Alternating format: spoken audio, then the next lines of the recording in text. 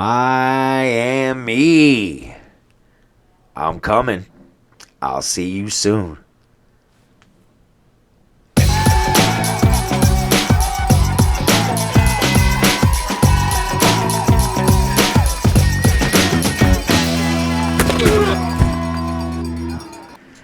All right, and good morning and happy Friday. We made it to Friday. Why am I happy? Why am I wearing sunglasses?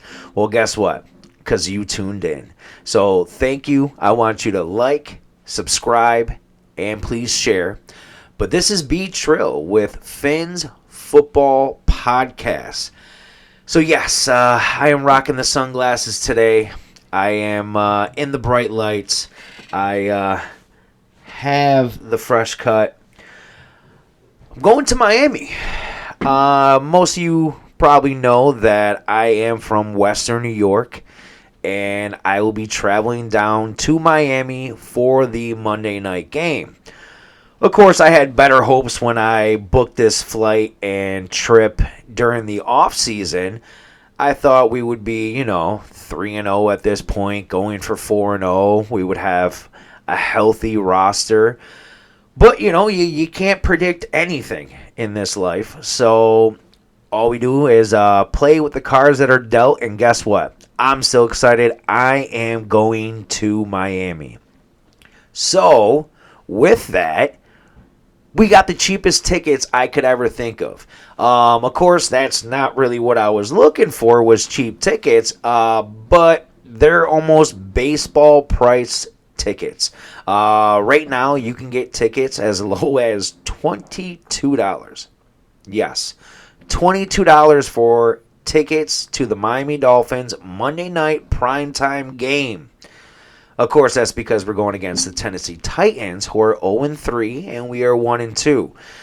So probably up for a sloppy football game, but I took full advantage.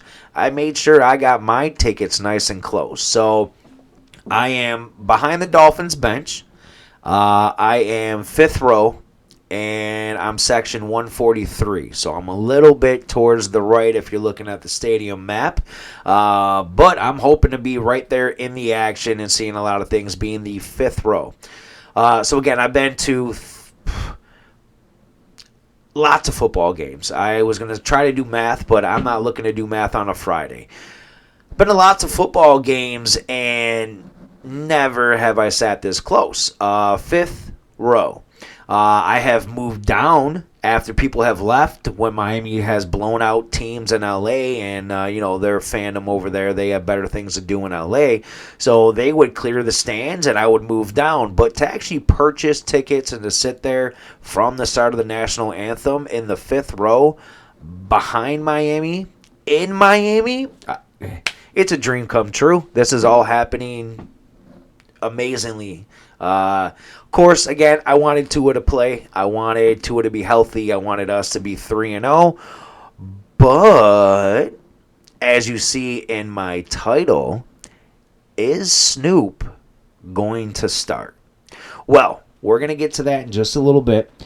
First thing I want to do, of course, with the game coming up on Monday night at 7:30 versus the Tennessee Titans, I'm going to break down the injury report.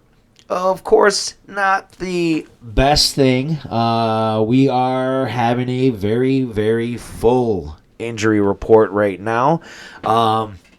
We're back to beating teams with numbers of players. So Tennessee Titans, they got a short list. I'll go over those as well. But first, let me go over some of Miami. So I know this is a broken record, but we have Teron Armstead. He did not practice, oddly enough. So, of course, we know he's dealing with that shoulder injury. But then I know they have him listed as an eye injury / concussion injury. So, I'm hoping that he does play. But I have a twist. I think Patrick Paul should start anyways. Even if Teron Armstead is healthy, I think Patrick Paul should start. Meaning, I think Patrick Paul should be plugged in at left guard. Did everybody see that video that I posted earlier in the week? Patrick Paul played one snap against Seattle. Guess what he did? He used the Seattle linebacker as a rag doll and put him on skates and danced around to his own song. If you look, he first starts off driving the man towards the sidelines and then turns his body and drives him towards the goalpost. Full domination on his only NFL regular season snap.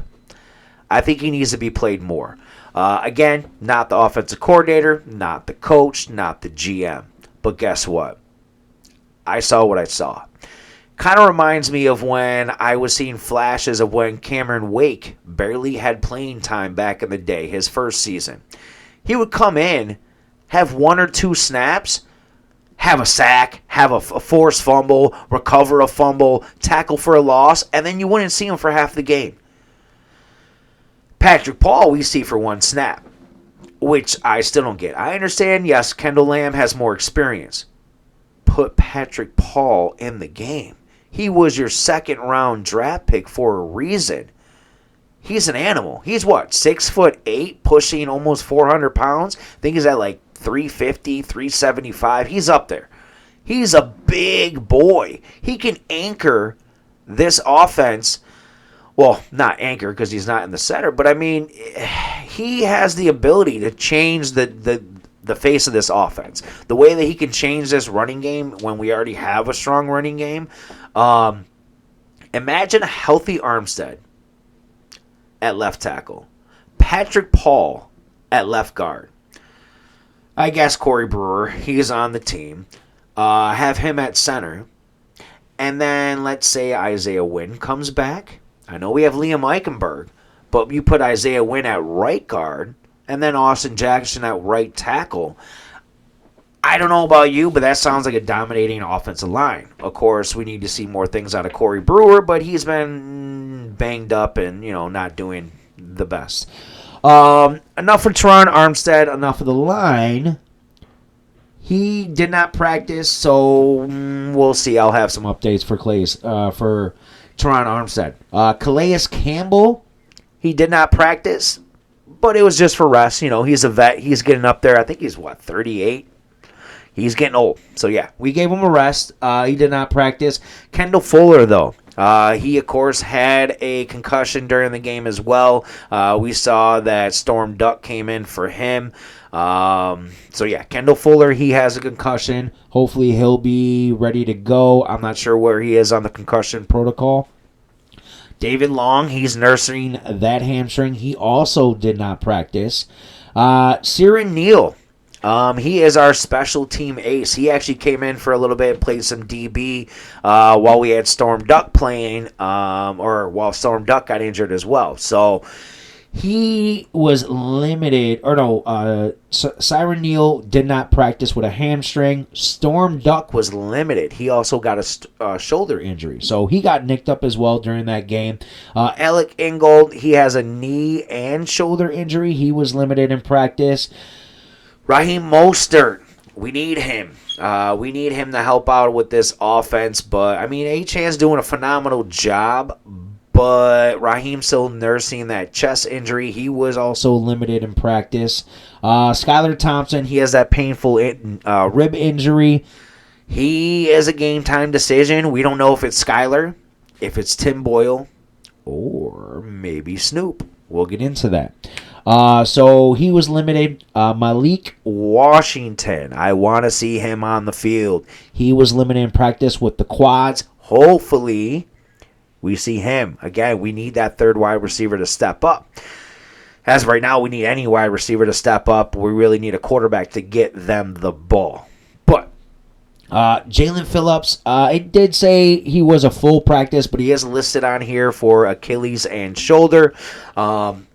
He's always nicked up. He's an animal. He's a beast. Hopefully he'll play and have no issues with being full practice. This was Thursday's injury report. I don't have Friday's yet. It's now 4 o'clock in the afternoon. I haven't seen it released. It's My luck is it will be released during this video. Any breaking news, any major changes, I'll just put out a short to update myself for this video.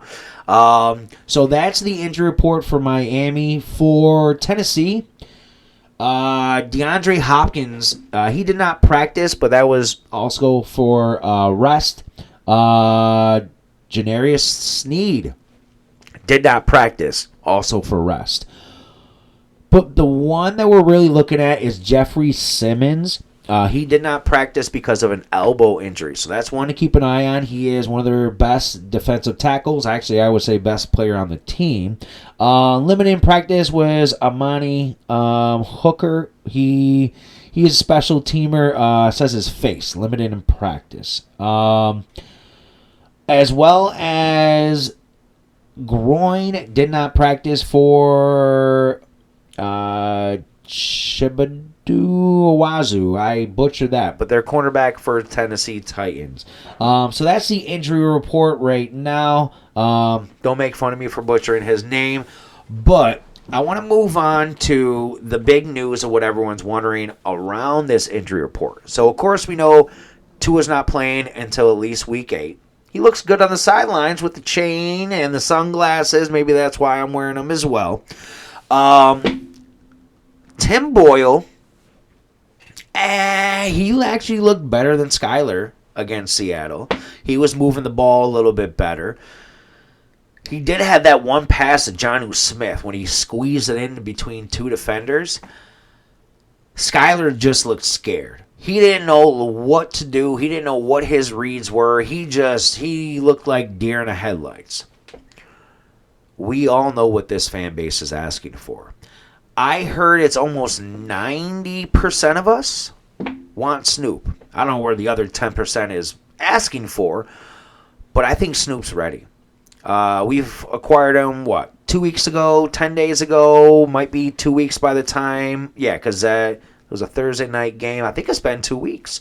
2 weeks with Snoop Huntley. I think he's ready. I hope Mike McDaniel and him were in the lab writing up some plays and old backyard. You go here, I go here. And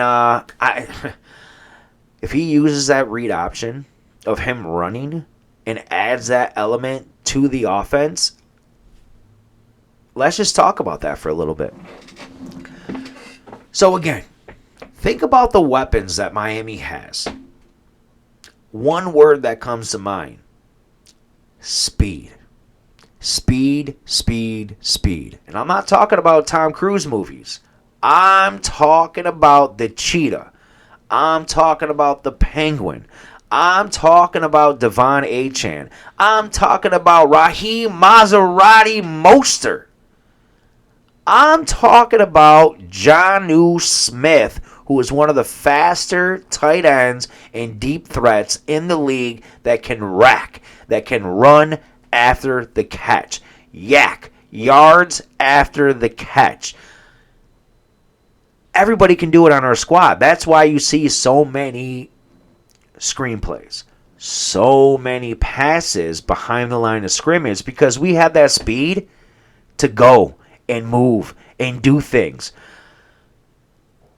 I think if we add the element of Snoop Huntley possibly being able to run the ball with the deep threats of bombing it to Waddle or Tyreek, or the option to dump it off to Mostert or Achane, or to hand it off, like the RPO, run pass option, the read option, the motion, the schemes that he can come up with, I think we can be right back on track. I think it will add another element to the game. Right now, we're going against the Tennessee Titans in a primetime game. Last year when that happened, it was pretty much first place was on the line and we choked. Now we have a roster that's hurting, that's not healthy, that doesn't have their starting quarterback, doesn't have maybe their second string quarterback if Skyler doesn't play. But I think Tyler Huntley might be able to get us the win. I think he can do enough to win the game. Our defense looked pretty great last week. We pressured them. We got some sacks. We got interceptions. We got our hands up. We tipped the ball. Miami did a lot. They gave up that DK Metcalf play. They gave up some running plays with Charbonnet. I think our defense can do enough to Will Levis, I think each game he has a pick six. He had 2 picks last week. He makes bad decisions. I think this secondary can feast off him. I think that our defensive line can feast on that offensive line. I'm going to go with a big win because Miami's salty right now. They came in with high expectations. I'm going to go 35-10 Miami. I say we score more than 35. But I'm going to guess 35-10 right now. I hope we put up 49. I hope we put up another 70 burger. I think Miami has enough. The big news, I'll be there.